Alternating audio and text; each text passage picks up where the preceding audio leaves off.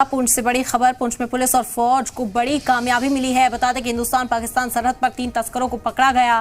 3 kilo नशीली अशिया के साथ पुलिस ने गिरफ्तार किया है। बड़ी खबर है इस वक्त की। सिक्योरिटी फोर्सेस के लिए बड़ी कामयाबी के तौर पर इसे देखा जा रहा है। 3 किलो नशीली अशिया के साथ पुलिस ने इन तस्करों को गिरफ्तार किया है।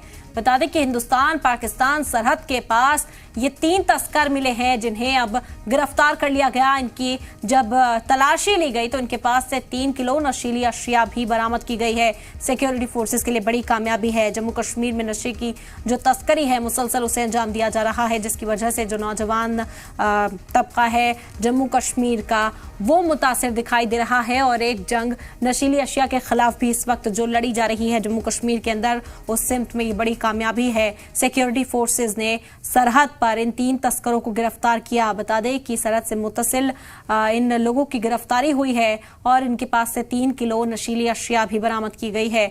जम्मू कश्मीर से ये बड़ी खबर है इस वक्त की। बड़ी कामयाबी के तौर पर इसे देखा जा रहा है। 3 किलो नशीली अशिया बरामद कर ली है इस वक्त सिक्योरिटी फोर्सेस ने। पुंछ से ये बड़ी खबर।